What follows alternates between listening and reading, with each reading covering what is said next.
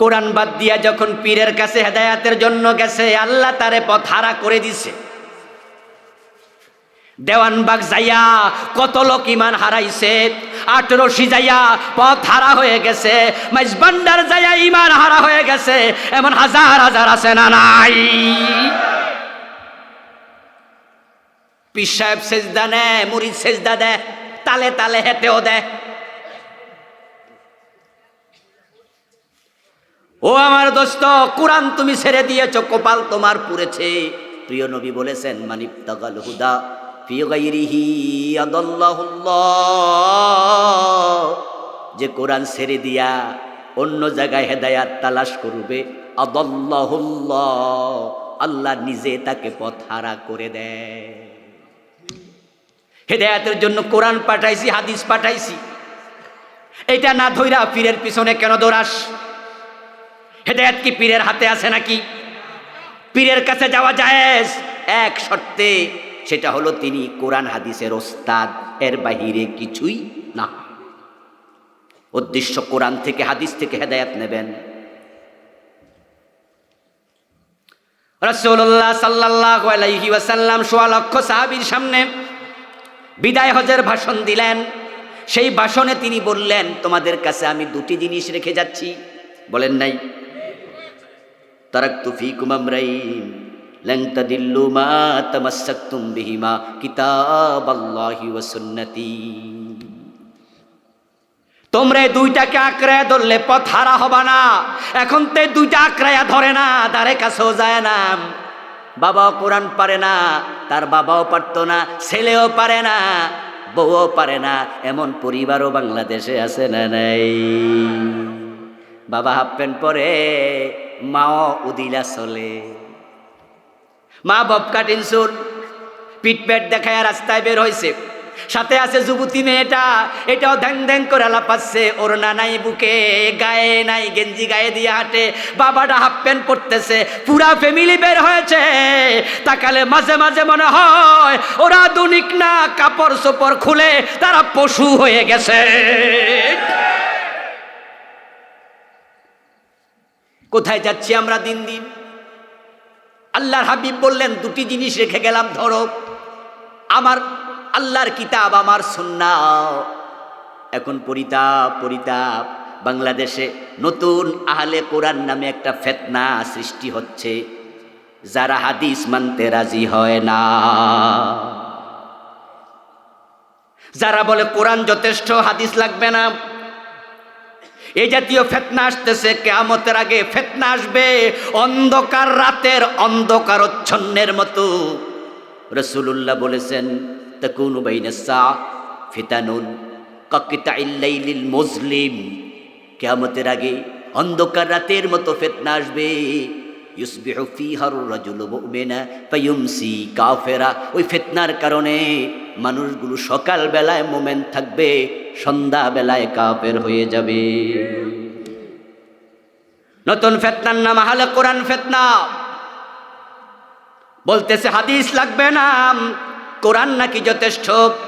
তারা কোরআন থেকে বিভিন্ন দলিল দেয়, বিভিন্ন দলিল দিয়া তারা বুঝায় হাদিসের দরকার নাই। অথচ যারা হাদিস মানবে না তাদের ঈমান থাকে না।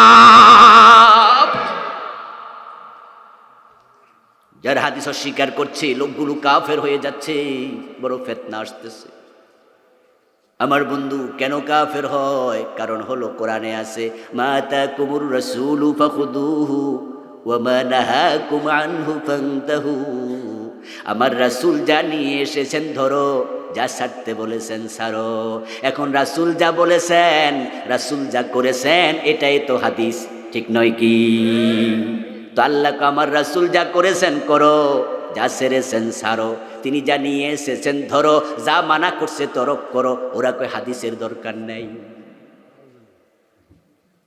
আমার সাথে এদের মধ্যে অনেকের দেখা হয়েছে, এই জাতীয় ৫-৭-১০ জনের বেশি বড় বড় শিক্ষিত আছে, সেনাবাহিনীর মেজর আছে, এবং সাবেক সরকারের মন্ত্রী আছে, ইউনিভার্সিটির টিচার আছে, ব্যাংকের অফিসার আছে, মাওলানা পর্যন্ত পেয়েছি একজনকে। বলে কি হাদিস দরকার নাই, বিভিন্ন যুক্তি দেয়। আমি বলি, দোস্ত, হাদিস যদি দরকার না হয়, হাদিস ছাড়া তুমি আমার 1 রাকাত নামাজ পড়ে দেখাও দেখি। হাদিস ছাড়া তুমি 1 রাকাত নামাজ পড়ো দেখি। নামাজের শুরুতে আছে আল্লাহু আকবার, আছে না? কোরআনে আছে ওয়া রাব্বাকা ফাকাব্বির, তোমার রবের তাকবীর দাও, কিন্তু এটা নামাজের শুরুতে দেয়া লাগবে, এটা তো কোরআনে, এটা হাদিসে আছে রাসূলুল্লাহ তাকবীর দিতেন শুরুতে। তো হাদিস বাদ দিলে এই তাকবীর তুমি মাঝে দিবা না শেষে দিবা? কোরআনে তো নাই। এরপরে আছে আমরা তাকবীর দেওয়ার পরে এবার আমরা কি করি? কেরাত পড়ি। কোরআনে কোথাও কি আসেনি সূরা ফাতিহা পড়া লাগবো? এটা তো হাদিসে আছে। হাদিস না মানলে সূরা ফাতিহা পড়ো কেন? তারপরে এবার আমরা রুকুতে যাই নাকি? আচ্ছা, কোরআনে আছে রুকু করো, সেজদা করো, ওয়ারকাউ ওয়াসজুদু, রুকু করো এবং সেজদা করো, কিন্তু রুকু একটা সেজদা দুইটা, এটা কি কোরআনে আছে নাকি? কিভাবে করব? আচ্ছা, এরপরে হলো রুকু করার জন্য মাথাটা যে একটু নোয়ানো লাগে, সেজদার জন্য কপালটা মাটিতে ঠেকানো লাগে, এটা তো কোরআনে নাই। এটা তো রাসূল নিজে দেখাইছে। হাদিস বাদ দিলে রুকু সেজদা করবা কেমনে? আমার ভাইরা, নামাজের শেষে আত্তাহিয়াতু পড়া লাগে, আসেনি? কথা বলতে হবে, আসেনি? শেষ বৈঠক আছে না নাই? তো হাদিসে তো শেষ বৈঠকের কোনো, কোরআনে তো এই বিষয়ে কোনো আলোচনাই নাই। আচ্ছা, কোরআনের মাঝে কি আত্তাহিয়াতু লিল্লাহি আছে? তো শেষ বৈঠকের কথা তো কোরআনে নাই। তো তোমরা পড়বা কেমনে, শেষ করবা কেমনে? সালাম ফিরে নামাজ শেষ করো, অথচ কোরআনে তো কোথাও নাই সালাম ফিরে নামাজ শেষ করতে হবে। তো শুরুটা করবা কেমনে, শেষটা করবা কেমনে?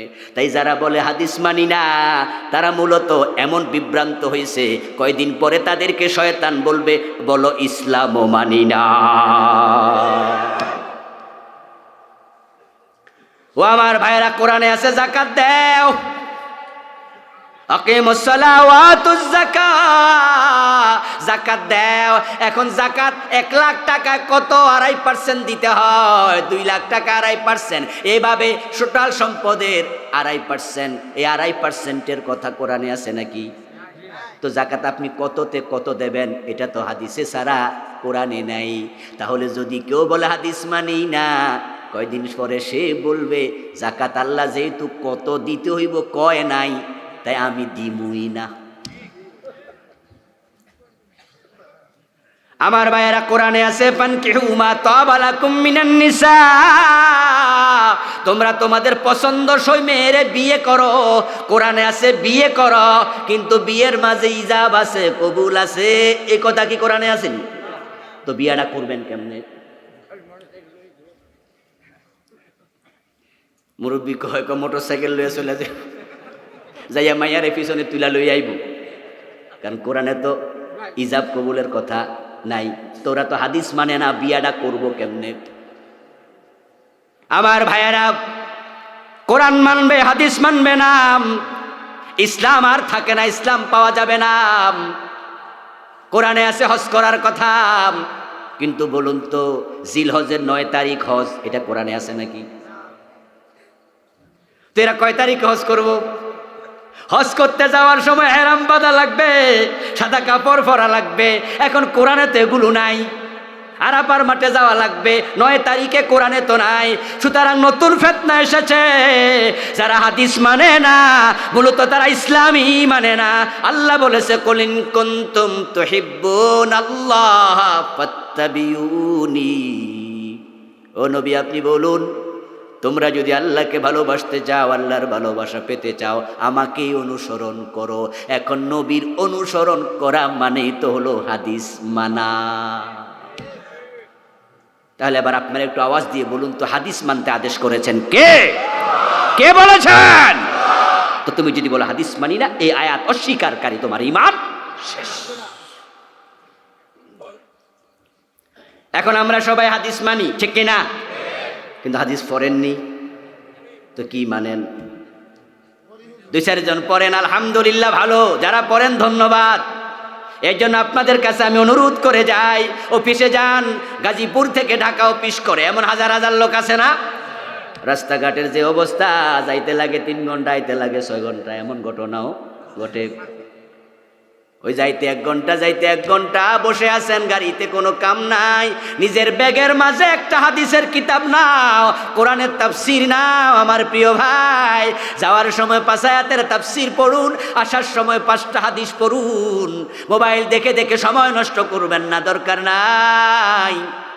5টা করে আয়াত পড়লে মাসও হবে 150, 5 30 150, বছরও হবে 1800। 4-5 বছর যদি অফিস করেন, 5 বছর পরে দেখবেন পুরা কোরআনের তাফসীর পড়া হয়ে গেছে। 5টা করে হাদিস প্রতিদিন পড়ুন, মাসে 150 হবে, বছরে 1800 হবে। 5-7 বছর পরে দেখা যাবে বুখারী, মুসলিম, তিরমিজি, সিয়াসিত্তা সব কিতাবের হাদিস আপনার জানা হয়ে গেছে, পড়া হয়ে গেছে। এখন ঘরে বসে বসেও ইসলাম জানার সুযোগ আছে না নাই? তবে যেখানে কনফিউজ হবেন, এক হাদিস আর এক হাদিসের সাথে মিলে না, একটু উল্টা উল্টা মনে হয়, যেখানে দ্বন্দ্বে পড়ে যাবেন, সেখানে ওস্তাদের শরণাপন্ন হবেন, আলেমদের সাথে যোগাযোগ রাখবেন। হুজুর এটা বুঝি নাই, একটু বুঝাইয়া দেন। তাহলে হুজুর বুঝাইয়া দিলে কনফিউশন আর থাকবে না। আমার বন্ধু, আলেম ওলামাদের সাথে সম্পর্ক করুন। কুনু মাসাদিকিন, সত্যবাদী ভালো লোক যারা, মুত্তাকি যারা, তাদের সাথে থাকার জন্য আদেশ করেছেন আল্লাহ। সৎসঙ্গে স্বর্গবাস, অসৎসঙ্গে সর্বনাশ। এই জন্য ভালোদের সাথে থাকবেন, আলেমদের থেকে জানবেন, দিন বুঝবেন। এখন আজ থেকে ছাত্র হয়ে যান, আজ থেকে শুরু করে দেন। আপনি বলবেন হুজুর চোখে তো কম দেখি, কানে তো কম শুনি, দাঁত তো পড়ে গেছে, হা বলতে পারি না, কপ বলতে পারি না, দাঁতের আওয়াজ বেরিয়ে যায়, চোখে তো ভালো দেখি না, কোরআন শিখবো কেমনে, আগে তো শিখি নাই। আপনার জন্য প্রিয় রাসূল একটি স্পেশাল অফার দিয়েছেন। রাসূল বলেছেন, ওয়াল্লাযী ইয়াকরাউল কুরআনা ওয়ায়াতাতাআতাউ ফীহি ওয়া হুয়া আলাইহি শাক্কুন লাহু আজরান। যে কোরআন শিখতে গিয়া কষ্ট হয়, তারপরও কোরআন হাদিস পড়া ছাড়ে না, চালায়া যায় চেষ্টা। যে ব্যক্তি নরমালি পড়ে, আল্লাহ তাকে যা সওয়াব দেয়, যার কষ্ট হবে তাকে আল্লাহ দ্বিগুণ সওয়াব দিতে থাকবে।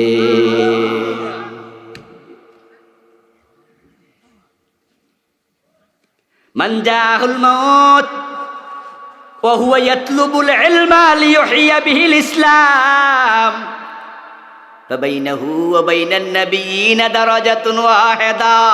আরেকটি হাদিসে পাওয়া যায়, যে ব্যক্তি কোরআনের ছাত্র হয়ে গেছে, কোরআন হাদিস পড়তেছে, পড়তে পড়তে হঠাৎ আজরাইল হাজির।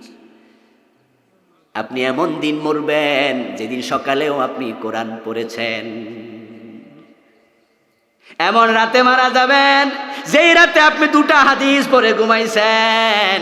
আল্লাহর হাবিব বলে, যার মৃত্যু এসে যাবে সে কোরআনের ছাত্র, লিইহইয়া বিহিল ইসলাম, এলেম শিখে ইসলামকে তাজা করবে, জিন্দা করবে, যা মানত না নতুন করে মানবে। ওই ব্যক্তি যদি মরে যায়, আল্লাহর নবীর পাশের জান্নাত আল্লাহ তাকে দিয়ে দেবে। কোরআন পড়ুন, কোরআন বুঝুন, আল কোরআনের জীবন গড়ুন। ব্যক্তি জীবন থেকে আন্তর্জাতিক বলয় পর্যন্ত, জীবনের টপ থেকে বটম, বটম থেকে টপ পর্যন্ত, পাকঘর থেকে সংসদ ভবন পর্যন্ত যত মন্ত্রণালয় আছে, সচিবালয় আছে, গণভবন, বঙ্গভবন, আদালত আছে, মুসলমান যেখানে থাকবে আল্লাহর কোরআন সেখানে নিতে হবে। আমার বন্ধু, যদি আমরা কোরআনওয়ালা হয়ে যাই, কোরআনকে সঙ্গী বানাই, হাদিসে পাওয়া যায় কিয়ামতের দিন কোরআন সুপারিশকারী হয়ে যাবে। কোরআন কি হবে? সুপারিশকারী হবে। আল্লাহ কোরআনের সুপারিশ কবুল করবেন, আপনি জান্নাত পাবেন। কায়েম করো। এখন তোমরা উম্মত কেমনে কায়েম করবা? তোমরা আমি নবীকে দেখো, আমি যেমনে নামাজ পড়ি তোমরাও সেভাবে নামাজ পড়ো। উনি হলেন প্র্যাকটিক্যাল ইসলাম। শুধুমাত্র নামাজ না, অন্য হাদিসে রাসূলুল্লাহ সাল্লাল্লাহু আলাইহি ওয়াসাল্লাম বলছেন, খুযু আন্নী মানাসিকাকুম, তোমরা তোমাদের দিনের যত বিধান আছে সব আমার থেকে গ্রহণ করো। সুবহানাল্লাহ। কুল ইন কুনতুম তুহিব্বুনাল্লাহ ফাত্তাবিউনি।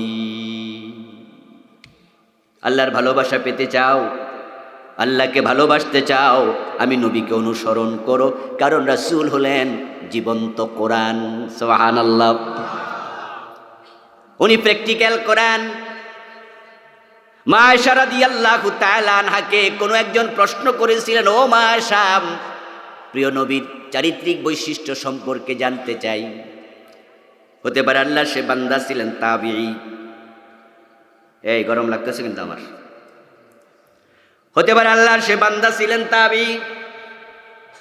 প্রিয় রাসূলের কাজকর্ম, চারিত্রিক কাজ, অবয়ব নিজের চোখে হয়তো তিনি দেখেন নাই, তাই মা আয়েশাকে বলছে, আমি জানতে চাই মা খুলুকু রাসূলিল্লাহি সাল্লাল্লাহু আলাইহি ওয়াসাল্লাম, বিশ্বনবীর চরিত্র কেমন ছিল, কর্ম কেমন ছিল। মা আয়েশা তাকে উল্টা প্রশ্ন করলেন, তুমি কি কোরআন পড়নি? খুলুকুল কোরআন, রাসূলের চরিত্রটাই হলো আল্লাহর কোরআন। এই কোরআন আল্লাহ তাআলা কেন নাজিল করলেন, উদ্দেশ্য কি ছিল সেটা জানতে হবে। কোরআন কেন এসেছে আমাদের কাছে, উদ্দেশ্য না জেনে শুধু তেলাওয়াত করার কারণে এখন কোরআনকে আমরা তেলাওয়াতের কিতাব বানায় ফেলছি। আমল করার চিন্তা অনেক মানুষের মাথাতেই নেই, যার কারণে আজকে পৃথিবীতে মুসলমানরা ছিটকে পড়েছে তাদের পজিশন থেকে। অথচ এই কোরআন যখন মুসলমানদের কাছে এসেছে, মুসলমানরা এটাকে জীবনের গাইড বই বানাইছে, এটাকে সংবিধান বানাইছে, হুবহু আমল করেছে। এই কোরআনের কারণে মুসলমানের সম্মান এত পড়ে গেছে, আল্লাহ অদ্য পৃথিবী মুসলমানের হাতে তুলে দিয়েছেন। মুসলমান পৃথিবীর যেখানে গেছে বিজয় তাদের পায়ে চুমু দিয়েছে। মুসলমান ছিল বীরের জাতি, বাঘের জাতি। এক হাতে ছিল কোরআন আর এক হাতে ছিল তলোয়ার। কোরআনের আলোকে চলতো, কোরআন যেখানে বলতো তলোয়ার তোলো, সেখানে এক সেকেন্ড দেরি করতো না। তাই পৃথিবীর অর্ধেকটার মাঝে অন্যায় চিরদিনের জন্য চলে গিয়েছে, এমন শান্তি কায়েম হয়েছে। অর্ধ দুনিয়ার সম্রাট ওমর গাছতলায় ঘুমায়া থাকে, বডিগার্ডের প্রয়োজন আর নেই। আমার প্রিয় ভাইয়েরা, এখন আমাদের কাছে কোরআন হয়ে গেছে সকাল বিকাল তেলাওয়াত করে, ভালো করে প্যাকেট বন্দি করে তাকে রাখার কিতাব। কারো কারো কাছে কোরআন হয়েছে ঝাড়ফুঁকের কিতাব। শুধুমাত্র জিনে ধরলে হুজুরের কাছে কোরআনের জন্য যায়, হুজুর একটু পইরা কোরআন ফু দেন। কেউ কেউ হুজুর ডাইকা খতম করায় তারপরে ফানিতে ফু দেয় আইনে। জিনে ধরলে ঝাড়ফুঁকের কিতাব কোরআনকে বানিয়েছে। আবার কেউ কেউ তো কোরআনকে তাবিজের কিতাব বানায়া গলায় ঝুলাচ্ছে, হাতে ঝুলাচ্ছে। অথচ তাবিজের জন্য, ঝাড়ফুঁকের জন্য সকাল বিকাল শুধু তেলাওয়াত করে তাকে রাখার জন্য আল্লাহ কোরআন পাঠান নাই। উদ্দেশ্য কি? হুদাল্লিল মুত্তাকিন। আল্লাহ তাআলা নিজে বলে দিলেন, আমি যারা মুত্তাকি হতে চায় তাদেরকে জান্নাতের পথ দেখানোর জন্য কোরআন পাঠাইছি। যারা জান্নাতি হতে চায়, মুত্তাকি হতে চায়, ভালো হতে চায়, কোরআন তাদেরকে শুধু ভালো করবে, তাদেরকে জান্নাতের পথ দেখাবে, তাদের জন্য গাইড বুক হবে, তাদের জন্য কোরআন সুপারভাইজার হবে, জান্নাতের পথ দেখাবে শুধু তাদেরকে, যারা মুত্তাকি হতে চায়। আর যারা মুত্তাকি হতে চায় না, তারা কোরআন যদি গলায় ঝুলাইয়াও রাখে, কোরআন তাদেরকে হেদায়াতের পথ দেখায় না। আরে কোরআন তো আল্লাহর কথা, আল্লাহ যেমন দামি কোরআনও তেমন দামি। তো আল্লাহ আপনার কাছে ঠেকায় পড়ে নাই, আল্লাহর কালাম কোরআন ঠেকায় পড়বে কেন? হাদিস হলো ফাদলু কালামিল্লাহি আলা সাইরিল কালাম কাফদলিল্লাহি আলা খালকিহি। তামাম মাখলুকাতের উপরে আল্লাহর সম্মান যেমন, দুনিয়ার সব বাক্যের উপরে, কথার উপরে, কালামের উপর আল্লাহর কালামের সম্মানও তেমন। আল্লাহ মানুষকে হেদায়াতের কথা বলেছেন, হেদায়াতের পথ দেখিয়েছেন। তিনি বলেছেন ওয়া নাফসিন ওয়া মা সাওয়াহা ফাআলহামাহা ফুজুরাহা ওয়া তাকওয়াহা। নফসের কসম, যিনি নফস বানিয়েছেন, তারপরে কোনটা পাপের রাস্তা কোনটা তাকওয়ার রাস্তা তিনি নফসকে বুঝার মতো মেধা দিয়ে ছেড়ে দিয়েছেন। এবার রাসূল পাঠালেন, রাসূল এসে সত্য মিথ্যাকে ফরক করে দিলেন। তারপরে আল্লাহ এবার বলে ফামান শাআ ফালিউমিন ওয়া মান শাআ ফালিয়াকফুর। এখন আমি সত্য মিথ্যা দেখাইয়া দিছি, ইমান কুফর দেখাইয়া দিছি। মনে চাইলে মোমেন হও, মনে চাইলে কাফের হও। আমি আল্লাহ জোর করে কাউকে মোমেন বানাই না। আরে আমি আল্লাহ তো তোমার কাছে ঠেকায় পড়ি নাই যে তোমার আমি জোর কইরা নামাজি বানাবো। তুমি ফজরের টাইমে ঘুমায়া থাকবা আর আমি ফেরেশতা পাঠাবো পিটাইয়া তোল কানে ধরে মসজিদে এনে, এই ঠেকা আমার নাই। এই কোরআন থেকে তুমি হেদায়াত নিবা কিনা তুমি ভাবো। যদি হেদায়াত নেয়ার মন তোমার না থাকে, কোরআন তোমাকে হেদায়াতের পথ দেখাবে না।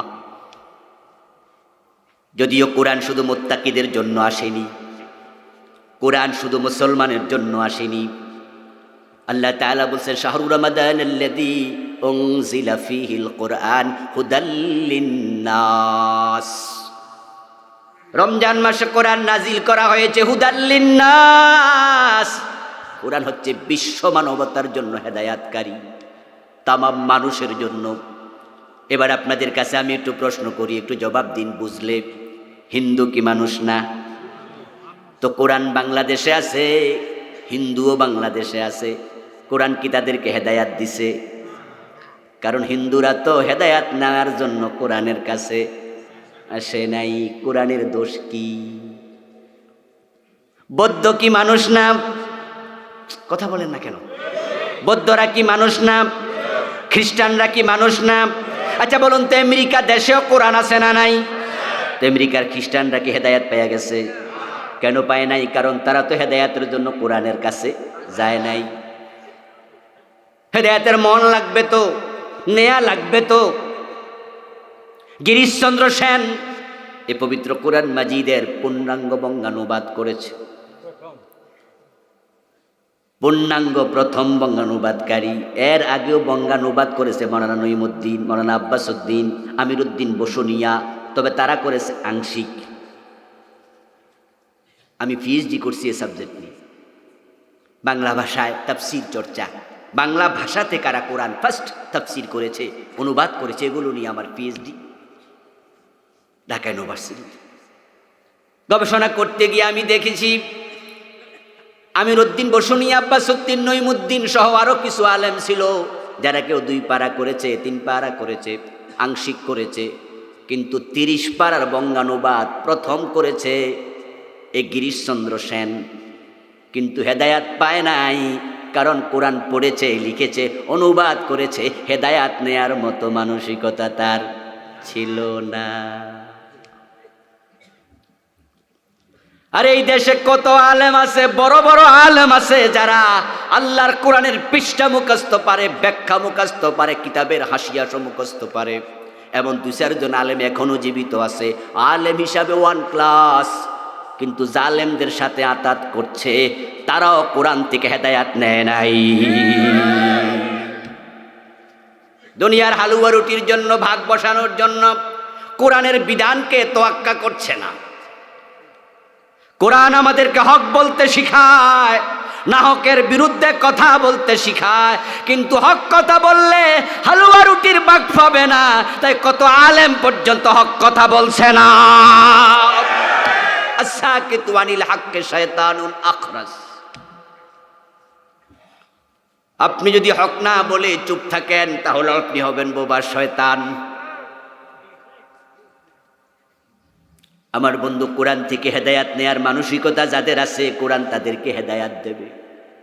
কিন্তু মানসিকতা যাদের নাই, তারা বড় হতভাগা। এখন এবার আপনাদের কাছে আসি, এই কোরআন থেকে যদি আপনিও হেদায়াত নিতে চান, আমিও হেদায়াত নিতে চাই, তাহলে কোরআনের কাছে হেদায়াত নেয়ার মন নিয়ে যাওয়া দরকার আছে না নাই? মনটা খুলে কোরআনের কাছে যাবেন। কোরআনের কিছু বিধান আছে যেগুলো আপনার বিপক্ষে যাবে, কোরআনের কিছু বিধান আছে যেগুলো আপনার দলের বিপক্ষে যাবে, কোরআনের কিছু বিধান আছে আপনার গোষ্ঠীর বিপক্ষে যাবে, কোরআনের কিছু বিধান আছে আপনার মা বাবার চিন্তার বিপক্ষে যাবে। কিন্তু আপনি কোরআনের কাছে উন্মুক্ত দিল নিয়ে যদি যান, তাহলে আপনার কার বিরুদ্ধে গেল কুছ পরোয়া নেই, ঢেমকে আর কোরআনে যা আছে আমি সব মানতে রাজি, এই চিন্তা যে লালন করবে, কোরআন তাকে জান্নাতের পথ দেখাবে। আর যারা মনে করবেন যে না, হুজুরের ওয়াজ নেব ততক্ষণ মনের সাথে মিলে, যতক্ষণ যেই মাত্র আপনার চিন্তার সাথে সাংঘর্ষিক হওয়া শুরু, আপনার আর ভালো লাগে না, যত দলিল দেখ, এ দলিলের কোনো দামই আপনার কাছে আর নাই। তাহলে কোরআন আপনি মাথার মাঝে লইয়া গলার মাঝে ঝুলাইয়া যদি হাঁটেন, লাভ হবে না। আমি আবুল কালাম আজাদ ছোট মানুষ, কম জানি, আমার ওয়াজে আর কি তাসির হবে, হেদায়াতের পথ পাবেন। নবী মুহাম্মদ সাল্লাল্লাহু আলাইহি ওয়াসাল্লাম কোরআন শুনাইছে, ওয়াজ করেছে, কিন্তু আবু জেহেল হেদায়াত পায় নাই, আপন চাচা আবু তালেব হেদায়াত পায় নাই, কারণ তাদের হেদায়াত নেয়ার মতো মানসিকতাই ছিল না। তাই কবি নজরুল আফসোস করে বলেছিলেন, ফল বহিয়াছ পাউনি করস, হায়রে ফলের ঝুড়ি, লক্ষ বছর ঝরনায় ডুবে রস পায় না কোনুরি। কবি নজরুল বলেন, ফলের ঝুড়িতে ফল ছিল, দোকানদার বিক্রি করতে করতে এক পর্যায়ে ঝুড়ি খালি হয়ে গেছে, ঝুড়িতে এক ফোঁটা রসও নেই, অথচ ফল ছিল, ঝুড়ি রস পায়নি।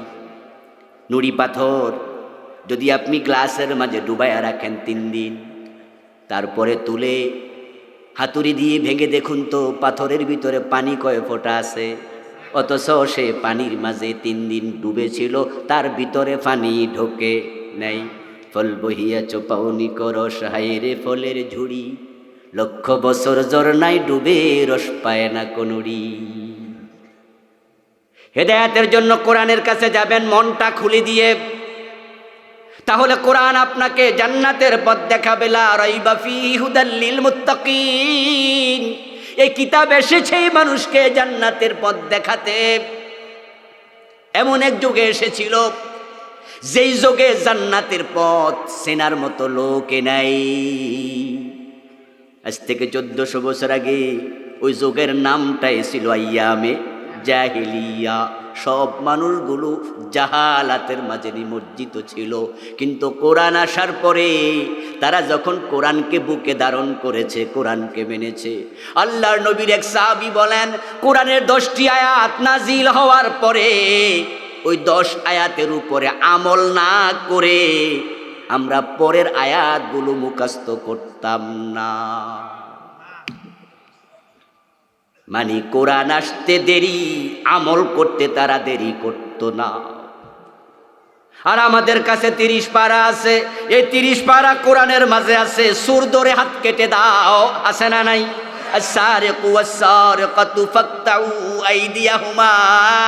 আমরা রমজানে খতম তারাবিতে এগুলো পড়ি, সকাল বিকাল তেলাওয়াত করি, কিন্তু 50 বছরে একদিনও আমল করলাম না। আমরা এটাকে তেলাওয়াতের বই কিতাব বানাইছি, আমলের বই বানাই নাই।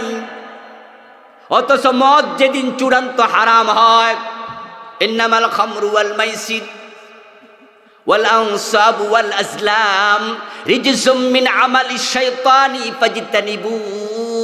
মদ হারাম, আর মদ খায়ো না।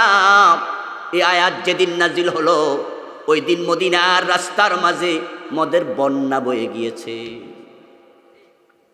কোন কোন সাহাবী আয়াত যখন কানে শুনলেন, তখন তো আর আজকের মতো মিডিয়া ছিল না, টেলিভিশন, ফেসবুক ছিল না, পত্রিকা ছিল না, মাইক ছিল না।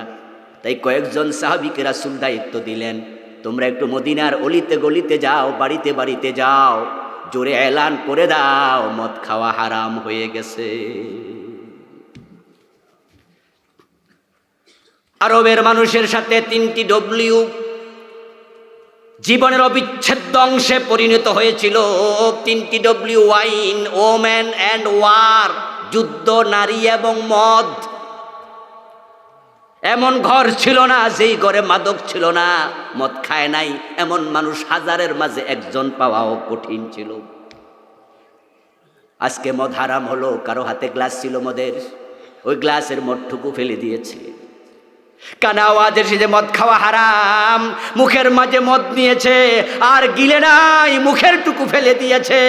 এমনও পাওয়া যায় তারিখ ইসলামীতে, যারা মদ খেয়েছে কানে আওয়াজ আসছে মদ হারাম হয়ে গেছে, মুখের ভিতর আঙ্গুল ঢুকাইয়া বমি করে দিয়েছে। মটকার মাঝে মদ ছিল, মদ ঢেলে দিয়েছে। বাটির মাঝে মদ ছিল, মদ ঢেলে দিয়েছে। মশকের মাঝে মদ ছিল, মদ ঢেলে দিয়েছে। এই আয়াত নাজিল হওয়ার পরে মৃত্যু পর্যন্ত আল্লাহর নবীর সাহাবারা আর কোনোদিন মদ ধরেও দেখেন নাই। আল্লাহ বলেছেন সুদ খাওয়া হারাম। এই মেসেজ জানে না এমন মুসলমান বাংলাদেশে কয়জন আছে? কিন্তু বলুন তো, সুদ খাওয়ার মতো মুসলমান বাংলাদেশে আছে না নাই? কালীগঞ্জ উপজেলায় নাই, জাঙ্গালিয়া গ্রামে নাই, আজকের মাহফিলে মোড়েও নাই। তো কি লাভ হলো আপনি জেনে? মানার নিয়ত আপনার নাই, কোরআন পড়ে আপনার লাভ কি? আপনার জীবনে পরিবর্তন কেমনে আসবে? এই জন্য কোরআনকে বানাবেন হেদায়াতের কিতাব। এই কিতাবের কাছে আপনি হেদায়াত নেয়ার জন্য যদি যান, আল্লাহ কোরআনে ওয়াদা করেছেন আপনার দাম আল্লাহ নিজে বাড়াইয়া দেবে। সুবহানাল্লাহ বলতে মন চাইল না? ইয়ারফাইল্লাহুল্লাযীনা আমানু মিনকুম ওয়াল্লাযীনা উতুল ইলমা দারাজাত। আমার আল্লাহ নিজে বলেন, যারা ঈমান পেয়েছে এবং কোরআনের ইলম পেয়েছে, ইয়ারফাইল্লাহু দারাজাত, আল্লাহ নিজে তার দাম বাড়াইয়া দেবে।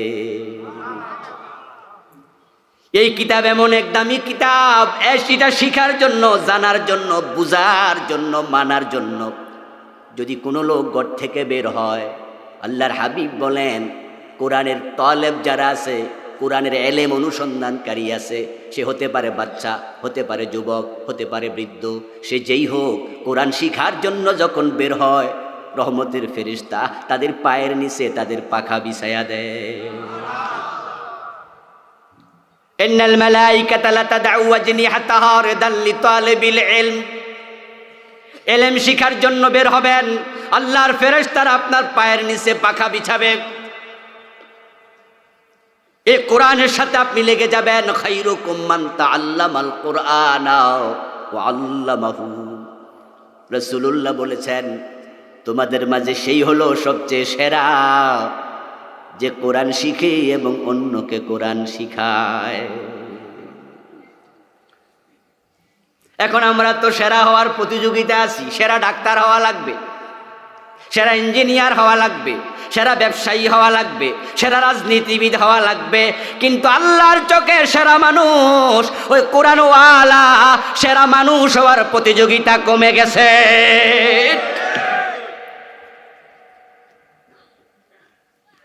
এই জন্য এখন সমাজে শিক্ষিত আছে অনেক, কিন্তু ভালো মানুষের বড় অভাব। ডাক্তার হয়েছে বড়, গাদা গাদা বই পড়েছি, কত রকমের ইংরেজি বই পড়ে ব্যারিস্টার হয়েছে, ডাক্তার, ইঞ্জিনিয়ার হয়েছে। কিন্তু হাসপাতালে গেলে দেখা যায় রোগী মরে যাওয়ার পরেও শুধু টাকার লোভে ওই রোগীরে আইসিইউতে আরো 2-3 দিন বেশি রেখে দেয়। আইসিইউর বিল তো অনেক বেশি, তাই যদি হেরে আটকায়া রাখা যায় বিল বেশি মিলবে। চোখে হাত দিয়া টান মেরে চোখের দিকে তাকায় আগের ডাক্তাররা বুঝে ফেলতো রোগ কি। জিহবা দেখাও, জিহবা দেখে বুঝে ফেলতো অসুবিধা কি। রোগী বলতো আমার এই সমস্যা, পেটে ব্যথা, শুনে বুঝে ফেলতো অসুবিধা কি। ও বন্ধু, অন টেস্ট 2 দিনের ওষুধ দিয়ে অসুবিধা কি? 2 বেলা ওষুধ দেও না, 3 দিন পরে আসো না, এরপরে প্রয়োজনে রোগ না গেলে পরীক্ষা হবে। কিন্তু না না, পরীক্ষা লাগবে 3টা, দিয়া বসে 10টা, কারণ ওখানেও ওনার পার্সেন্টেজ আছে। মানুষ হয়নি ভালো, শিক্ষিত হয়েছে বড়, ইঞ্জিনিয়ার হয়েছে। আগে বুয়েট সুয়েট কুয়েট রুয়েট এত ছিল না। এখন তো ইঞ্জিনিয়ারিং বিশ্ববিদ্যালয়ের অভাব নাই, এখন বড় বড় শিক্ষিত ইঞ্জিনিয়ার হয়, মানুষ হয় না। তাই দেখা যায় অনেক প্রকল্পে রড না দিয়ে এখন বাঁশ দেয়। চরিত্র নাই, চরিত্র নাই, হারাম খায় মানুষ, এমন এমন খায়, পাগলের মতো খায়। অক্সিজেনের চেয়েও অনেকের কাছে গোশের জরুরত অনেক বেশি। গোশ না দিলে পাইলে সাইন করে না, অথচ সেও ঢাকা ইউনিভার্সিটি থেকে সেরা ডিগ্রিওয়ালা মানুষ, মানুষ হয় নাই।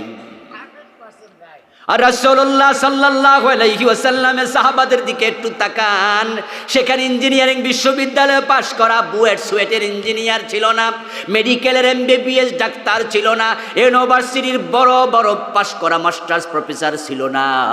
কিন্তু এমন কিছু মানুষ ছিল যে মানুষগুলো কোরআনকে জীবনে ধারণ করেছে, ধারণ করার কারণে অর্ধ দুনিয়া পরিবর্তন হয়ে গেছে।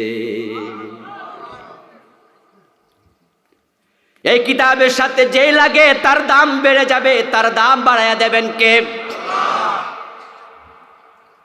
রাসূলুল্লাহ সাল্লাল্লাহু আলাইহি ওয়াসাল্লাম ইন্তেকালের পূর্বে তিনি ঘোষণা করে গেলেন, দুনিয়ার মানুষ শোনো, তোমরা তো এর নাম দিবা ইয়ামে জাহিলিয়া, আমিও তো বুঝি, আর বাস্তবেও তো তাই। অন্ধকার যুগ, কিতাবুন আনজালনাহু ইলাইকা লিতুখরিজান নাসা মিনাজ যুলুমাতি ইলান নূর। অন্ধকার থেকে মানুষকে আলোর দিকে ডাকার জন্য, নেয়ার জন্য কিতাব পাঠাইছি আপনার কাছে। আল্লাহর হাবিব জানেন এটা অন্ধকার যুগ, কিন্তু ওনার জীবদ্দশাতেই এমন পরিবর্তন হলো। তিনি আবেগে আপ্লুত হলেন, আনন্দে গদগদ হয়ে ঘোষণা করে দিলেন, খায়রুল কুরুনি করনি। আমার যুগ আর জাহিলিয়াতের যুগ নাই, আমার যুগ হলো পৃথিবীর সর্বশ্রেষ্ঠ যুগ। এমন যুগ, এরকম শ্রেষ্ঠ যুগ পৃথিবী কোনোদিন দেখেনি, কিয়ামত পর্যন্ত আর দেখবেও না। এই কোরআনকে যদি আপনি ধারণ করেন, আল্লাহ তাআলা আপনাকেও সে মর্যাদায় নিয়ে যাবেন, সে সম্মানে নিয়ে যাবেন। তাই রাসূলুল্লাহ বলেছেন, আল মাহিরু বিল কোরআন মা'আস সাফারাতিল কিরামিল বারারা। যারা কোরআনের পণ্ডিত হয়ে যায়, বিশেষজ্ঞ হয়ে যায়, শর্ত হলো আমল করা। আমল করার নিয়তে হবে, না হয় গিরিশচন্দ্র সেনও বিশেষজ্ঞ ছিল, পণ্ডিত ছিল। এ কোরআন কতবার অনুবাদ সহ পড়েছি, তাফসীর সহ পড়েছি, আলহামদুলিল্লাহ, হিসাব তো আর রাখি নাই। কিন্তু এখনও কোরআনের কিছু শব্দ আছে যেগুলোর অর্থ জানি না, আবার দেখা লাগে, ভুলে যাই, একটু জটিল। এখন তো বাংলা অনুবাদ আছে, দেখে দেখে শিখেছি, উর্দুতে অনুবাদ আছে, দেখে দেখে আমরা পড়েছি। কিন্তু গিরিশচন্দ্র সেন যখন বঙ্গানুবাদ করে, তখন তো পূর্ণাঙ্গ অনুবাদ বাংলায় ছিল না। বেটা যে করছে, এতে প্রমাণ হয় বেটার এলেম আমার সে কম ছিল না। পণ্ডিত ছিল, কিন্তু আল্লাহ গিরিশচন্দ্র সেনের দাম বাড়ায় নাই। সে মারা যাওয়ার পরে কেউ তার জানাজার নামাজ পড়ে নাই, কারণ গিরিশচন্দ্র সেন শিখেছে, আমলের নিয়ত ছিল না। আর যে আমল করার নিয়তে কোরআনের পণ্ডিত হয়, রাসূলুল্লাহ বলেন, মা'আস সাফারাতিল কিরামিল বারারা। ওই ব্যক্তির সম্মান এমন বাড়ে, আল্লাহর নৈকট্য প্রাপ্ত ফেরেশতাদের মতো হয়ে যায়। এ কোরআনের গায়ে কম দামি কাপড় যদি গিলাফ হয়ে লাগে, সেটার দামও এমন বাড়ে। আমরা তাকেও এত সম্মান করি, এটা পায়ে লাগে না। যদি ভুলেও লাগে, বুকের সাথে জড়াইয়া চুমু খাই। কোরআনের সাথে লাগলে যদি এত দাম বাড়ে, ওই কোরআন মানলে কত দাম হবে। মান ক্বারাআল কোরআন ওয়া আমিলা বিমা ফি উলবিসা ওয়ালিদাহু ইয়াউমাল কিয়ামাতি তাজাম জুহু আহসানু মিন জুইশ শামস। এ কোরআন যে পড়বে, কোরআন যে মানবে, আল্লাহ এত খুশি তার উপরে হয়, শুধু পুরস্কার তাকে দেবে না, তার মা বাবার মাথার মাঝেও কিয়ামতের দিন নূরের তাজ পরাইয়া দেবে, যে তাজের উজ্জ্বলতা হবে সূর্যের চেয়েও বেশি। অথচ বড় পরিতাপ, আজকের মুসলমানরা কোরআন ছেড়ে দিয়েছে, এমন সারা ছাড়ছে তাদের সিলেবাসের ভিতরে ইংরেজি 200 আছে, বাংলা 200 নাম্বার আছে, অঙ্ক আছে, জেনারেল ম্যাথ আছে, উচ্চতর গণিত আছে, আসেনি? 200 নাম্বার ঢুকেছে, 100 নাম্বার ঢুকেছে, ভূগোল ঢুকেছে, ইতিহাস ঢুকেছে, জীববিজ্ঞান ঢুকেছে, আপনার ঢুকেছে নতুন নতুন স্বাস্থ্য কি বিজ্ঞান কি বলে এগুলাকে, শারীরিক শিক্ষা ঢুকেছে, এগুলো আমাদের যুগে ছিল না। এখন কম্পিউটার শিক্ষা ঢুকেছে, আমাদের ছাত্র জীবনে ছিল না। দুনিয়ার প্রয়োজনে নতুন নতুন ঢুকেছে। 1000 সাবজেক্ট পরীক্ষা আমরা 1000 নাম্বার দিয়েছি মেট্রিকে, এখন সেটা 1200-1300 হয়েছে। ইন্টারমিডিয়েটে আমরা 1200 দিয়েছি, এখন নাকি 1500 হয়ে গেছে। সব ঢুকলো, কিন্তু কোরআন এমন অবহেলিত, কোরআন 50 নাম্বারের জায়গাও পায় নাই। এটা নাকি 90% মুসলমানের দেশ, তাদের কাছে ইংরেজির এত দাম, বাংলা বিজ্ঞান ভূগোলের এত দাম, আর আল্লাহর কোরআনের কোনো দামই নাই। তাদের হাই স্কুল প্রাইমারি স্কুলগুলোতে কেন কায়দা নাই, কেন আমপারা নাই? ক্লাস 1-এ দেন স্কুলে, 1-এ দেখবেন অ আ সরু সরায়া রস্যি দীর্ঘি শিখা শুরু, ABC শিখা শুরু। আপনারাই বলুন তো, তার সাথে আলিফ বা তা সা ওই বইটা দরকার আছে না নাই? কিন্তু তোমার সন্তানকে সরু সরায়া শিখাইলা, ABC শিখাইলা, আলিফ বায়ের খবর কি? মুসলমান কোরআনকে ছেড়ে দিয়েছে যখন, তাদের সম্মান দিন দিন কমা শুরু করছে, তখন আল্লামা কবি ইকবালের জন্য বলেছেন, ও জমানে মে মুআজ্জাজ থে হামিলে কুরা হোকর, और तुम खार होए तारके कुरा बनकर। আল্লামা ইকবাল বলেছেন, ওই জামানার মুসলমানেরা যাদেরকে তোমরা জাহেল বলতা, জাহিলিয়াতের যুগের লোক তোমরা বলতা, আইয়ামে জাহিলিয়ার যুগ যারা পেয়েছে, ওই মানুষগুলো যখন কোরআন ধরেছে, তাদের সম্মান আল্লাহ কোথায় নিয়েছে? এ কোরআনের কারণে সম্মান বেড়েছে।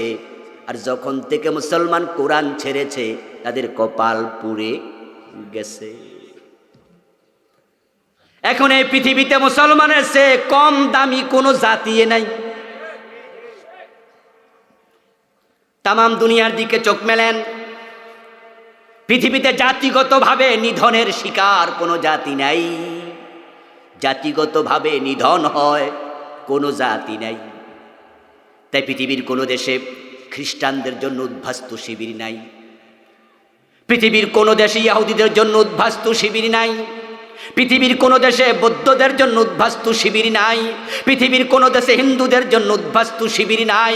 কিন্তু পৃথিবীর দেশে দেশে মুসলমানের জন্য উদ্বাস্তু শিবির আছে না নাই? ওই মায়ানমারে যাও, কক্সবাজারের পাশে দেখবা 10 লাখের বেশি মায়ানমারের রোহিঙ্গা, তারা আজকে ভিক্ষুকের জীবন যাপন করছে। সিরিয়ার মুসলমান জান লইয়া পালাইছে, ইয়ামানের মুসলমান জান লইয়া ইউরোপে গেছে। আমার ভাইয়েরা, Afghanistan, Chechnya, Bosnia, Somalia, Kashmir, ফিলিস্তিন, তাকায়া দেখো কোথায় মুসলমান মারি খায় না।